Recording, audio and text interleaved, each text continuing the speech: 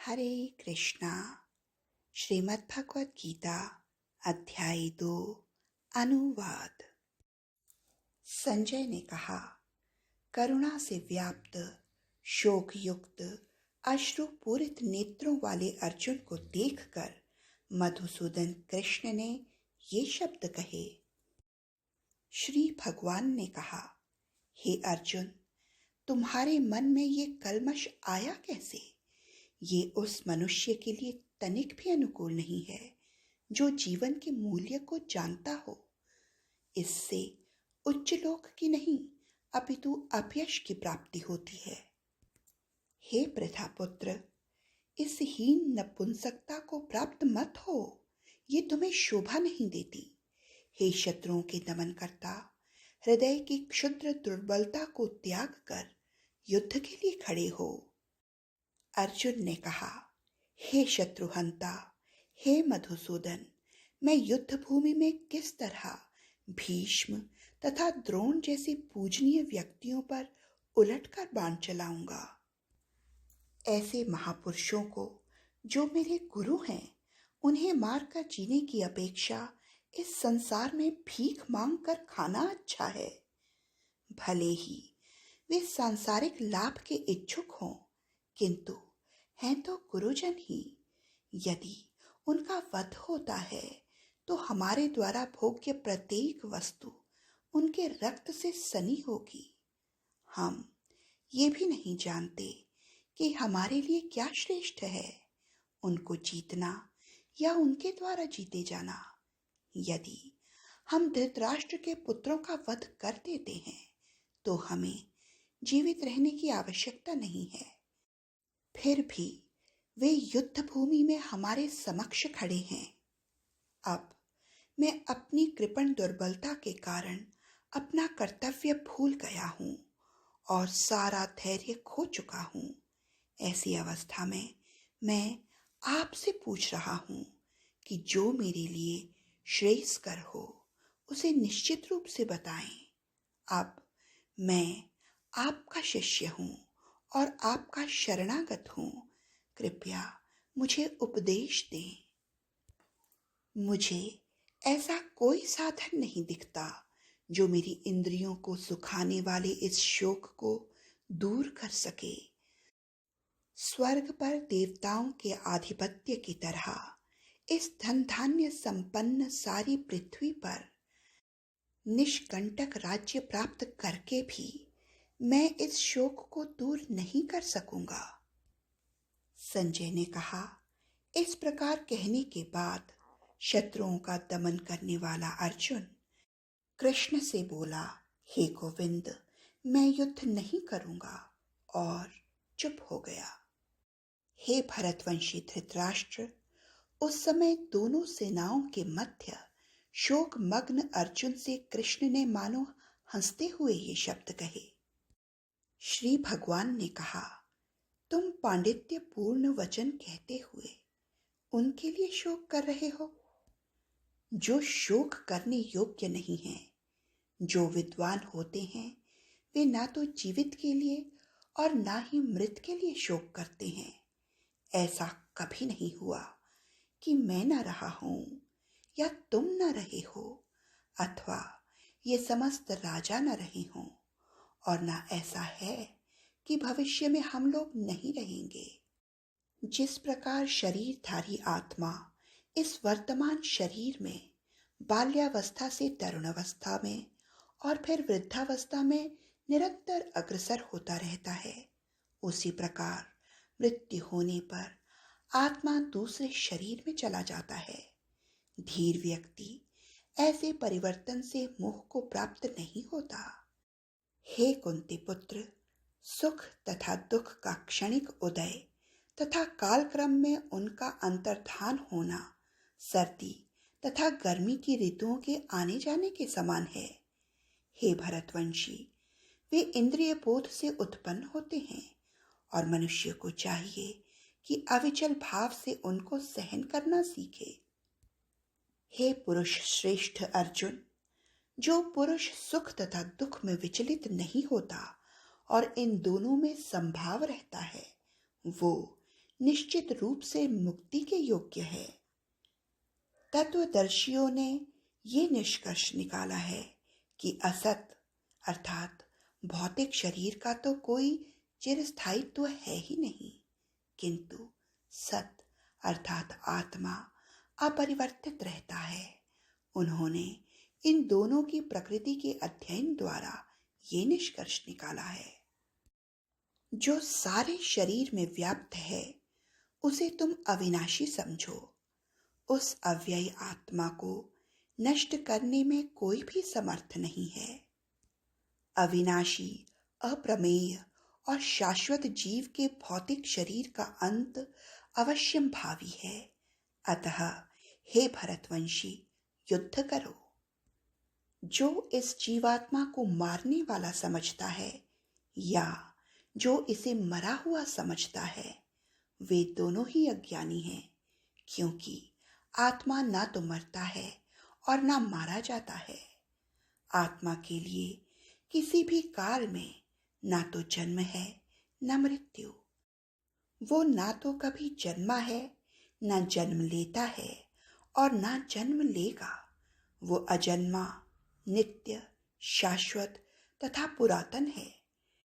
शरीर के मारे जाने पर भी वो मारा नहीं जाता। हे पार्थ, जो व्यक्ति ये जानता है कि आत्मा अविनाशी, अजन्मा, शाश्वत तथा अव्यय है, वो भला किसी को कैसे मार सकता है या मरवा सकता है। जिस प्रकार मनुष्य पुराने वस्त्रों को त्याग कर नए वस्त्र धारण करता है, उसी प्रकार आत्मा पुराने तथा व्यर्थ के शरीर को त्याग कर नवीन भौतिक शरीर धारण करता है। ये आत्मा ना तो कभी किसी शस्त्र द्वारा खंड खंड किया जा सकता है, ना अग्नि द्वारा जलाया जा सकता है, ना जल द्वारा भिगोया या वायु द्वारा सुखाया जा सकता है। ये आत्मा अखंडित तथा अघुलनशील है। इसे ना तो जलाया जा सकता है, ना ही सुखाया जा सकता है। ये शाश्वत, सर्वव्यापी, अविकारी, स्थिर तथा सदैव एक सा रहने वाला है। ये आत्मा अव्यक्त, अकल्पनीय तथा अपरिवर्तनीय कहा जाता है। ये जानकर तुम्हें शरीर के लिए शोक नहीं करना चाहिए। किंतु यदि तुम ये सोचते हो कि आत्मा सदा जन्म लेता है और सदा मरता है, तो भी हे महाबाहु, तुम्हारे शोक करने का कोई कारण नहीं है। जिसने जन्म लिया है उसकी मृत्यु निश्चित है और मृत्यु के पश्चात पुनर्जन्म भी निश्चित है। अतः अपने अपरिहार्य कर्तव्य पालन में तुम्हें शोक नहीं करना चाहिए। सारे जीव प्रारंभ में अव्यक्त रहते हैं, मध्य अवस्था में व्यक्त होते हैं और विनष्ट होने पर पुनः अव्यक्त हो जाते हैं। अतः शोक करने की क्या आवश्यकता है। कोई आत्मा को आश्चर्य से देखता है, कोई इसे आश्चर्य की तरह बताता है तथा कोई इसे आश्चर्य की तरह सुनता है, किंतु कोई कोई इसके विषय में सुनकर भी कुछ नहीं समझ पाते। हे भरतवंशी, शरीर में रहने वाले का कभी वध नहीं किया जा सकता। अतः तुम्हें किसी भी जीव के लिए शोक करने की आवश्यकता नहीं है। क्षत्रिय होने के नाते अपने विशिष्ट धर्म पर विचार करते हुए तुम्हें जानना चाहिए कि धर्म के लिए युद्ध करने से बढ़कर तुम्हारे लिए अन्य कोई कार्य नहीं है। अतः तुम्हें संकोच करने की कोई आवश्यकता नहीं है। हे पार्थ, वे क्षत्रिय सुखी हैं जिन्हें ऐसे युद्ध के अवसर अपने आप प्राप्त होते हैं, जिससे उनके लिए स्वर्ग के द्वार खुल जाते हैं। किंतु यदि तुम युद्ध करने के स्वधर्म को संपन्न नहीं करते, तो तुम्हें निश्चित रूप से अपने कर्तव्य की उपेक्षा करने का पाप लगेगा और तुम योद्धा के रूप में भी अपना यश खो दोगे। लोग सदैव तुम्हारे अपयश का वर्णन करेंगे और सम्मानित व्यक्ति के लिए अपयश मृत्यु से भी बढ़कर है। जिन जिन महान योद्धाओं ने तुम्हारे नाम तथा यश को सम्मान दिया है, वे सोचेंगे कि तुमने डर के मारे युद्ध भूमि छोड़ दी है और इस तरह वे तुम्हें तुच्छ मानेंगे। हे कुंती पुत्र, तुम यदि युद्ध में मारे जाओगे तो स्वर्ग को प्राप्त करोगे, या यदि तुम जीत जाओगे तो पृथ्वी के साम्राज्य का भोग करोगे। अतः दृढ़ संकल्प करके खड़े हो और युद्ध करो। तुम सुख या दुख, हानि या लाभ, विजय या पराजय का विचार किए बिना युद्ध के लिए युद्ध करो। ऐसा करने पर तुम्हें कोई पाप नहीं लगेगा। यहाँ पर मैंने वैश्लेषिक अध्ययन अर्थात सांख्य द्वारा इस ज्ञान का वर्णन किया है। अब निष्काम भाव से कर्म करना बता रहा हूँ, उसे सुनो। हे पृथा पुत्र, तुम यदि ऐसे ज्ञान से कर्म करोगे तो तुम कर्मों के बंधन से अपने को मुक्त कर सकते हो। इस प्रयास में ना तो हानि होती है, ना ही ह्रास, अपितु इस पथ पर की गई अल्प प्रगति भी महान भय से रक्षा कर सकती है। जो इस मार्ग पर चलते हैं वे प्रयोजन में दृढ़ रहते हैं और उनका लक्ष्य भी एक होता है। हे कुरुनंदन, जो दृढ़ प्रतिज्ञ नहीं हैं, उनकी बुद्धि अनेक शाखाओं में विभक्त रहती है। अल्पज्ञानी मनुष्य वेदों के उन अलंकारी शब्दों के प्रति अत्यधिक आसक्त रहते हैं जो स्वर्ग की प्राप्ति, अच्छे जन्म, शक्ति इत्यादि के लिए विविध सकाम कर्म करने की संस्तुति करते हैं। इंद्रिय तृप्ति तथा ऐश्वर्यमय जीवन की अभिलाषा के कारण वे कहते हैं कि इससे बढ़कर और कुछ नहीं है। जो लोग इंद्रिय भोग तथा भौतिक ऐश्वर्य के प्रति अत्यधिक आसक्त होने से ऐसी वस्तुओं से मोहग्रस्त हो जाते हैं, उनके मनों में भगवान के प्रति भक्ति का दृढ़ निश्चय नहीं होता। वेदों में मुख्यतः प्रकृति के 3 गुणों का वर्णन हुआ है। हे अर्जुन, इन तीनों गुणों से ऊपर उठो, समस्त द्वैतों और लाभ तथा सुरक्षा की सारी चिंताओं से मुक्त होकर आत्मपरायण बनो। एक छोटे से कूप का सारा कार्य एक विशाल जलाशय से तुरंत पूरा हो जाता है। इसी प्रकार वेदों के आंतरिक तात्पर्य जानने वाले को उनके सारे प्रयोजन सिद्ध हो जाते हैं। तुम्हें अपना कर्म करने का अधिकार है, किंतु कर्म के फलों के तुम अधिकारी नहीं हो। तुम ना तो कभी अपने आप को अपने कर्मों के फलों का कारण मानो, ना ही कर्म न करने के लिए आसक्त हो। हे अर्जुन, जय अथवा पराजय की समस्त आसक्ति त्याग कर संभाव से अपना कर्म करो। ऐसी समता योग कहलाती है। हे धनंजय, भक्ति के द्वारा समस्त करहित कर्मों से दूर रहो और उसी भाव से भगवान की शरण ग्रहण करो। जो व्यक्ति अपने सकाम कर्म फलों को भोगना चाहते हैं वे कृपण हैं। भक्ति में संलग्न मनुष्य इस जीवन में ही अच्छे और बुरे कार्यों से अपने को मुक्त कर लेता है। अतः योग के लिए प्रयत्न करो, क्योंकि सारा कार्य कौशल यही है। इस तरह भगवत भक्ति में लगे रहकर बड़े बड़े ऋषि, मुनि अथवा भक्तगण अपने आप को इस भौतिक संसार में कर्म के फलों से मुक्त कर लेते हैं। इस प्रकार वे जन्म मृत्यु के चक्र से छूट जाते हैं और भगवान के पास जाकर उस अवस्था को प्राप्त करते हैं जो समस्त दुखों से परे है।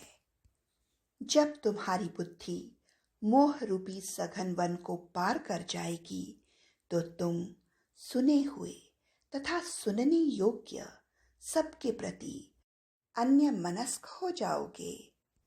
जब तुम्हारा मन वेदों की अलंकारमयी भाषा से विचलित ना हो और वो आत्म साक्षात की समाधि में स्थिर हो जाएगा, तब तुम्हें दिव्य चेतना प्राप्त हो जाएगी।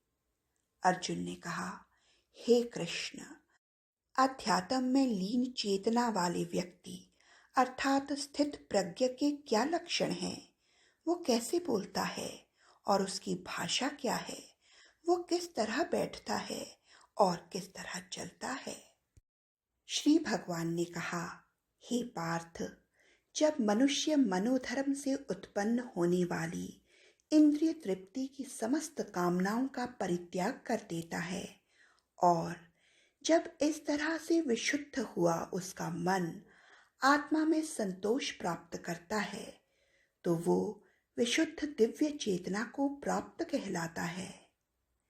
जो त्रय तापों के होने पर भी मन में विचलित नहीं होता अथवा सुख में प्रसन्न नहीं होता और जो आसक्ति, भय तथा क्रोध से मुक्त है, वो स्थिर मन वाला मुनि कहलाता है।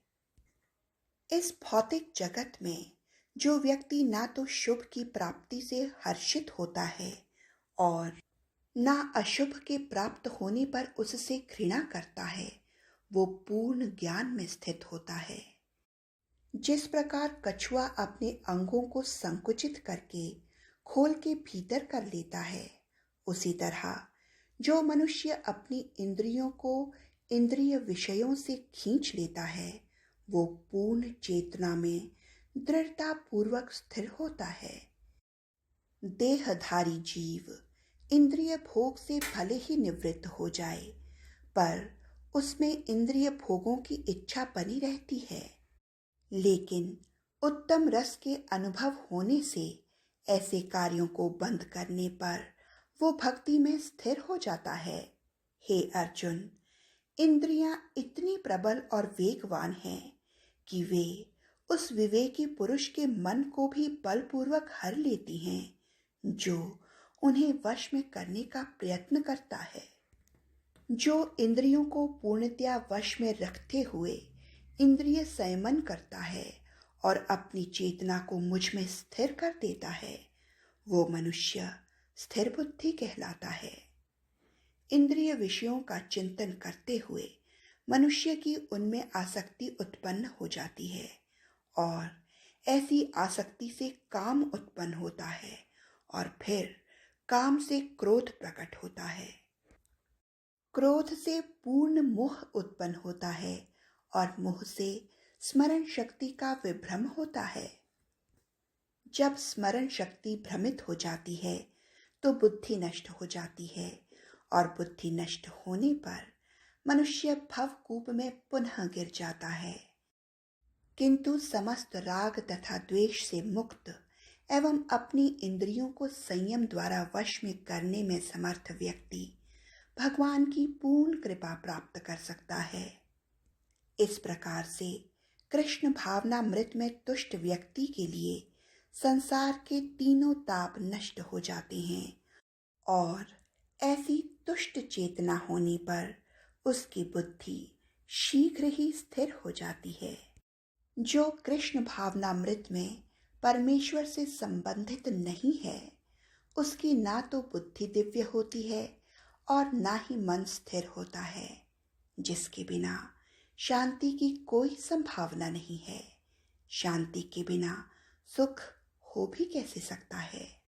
जिस प्रकार पानी में तैरती नाव को प्रचंड वायु दूर बहा ले जाती है, उसी प्रकार विचरणशील इंद्रियों में से कोई एक, जिस पर मन निरंतर लगा रहता है, मनुष्य की बुद्धि को हर लेती है।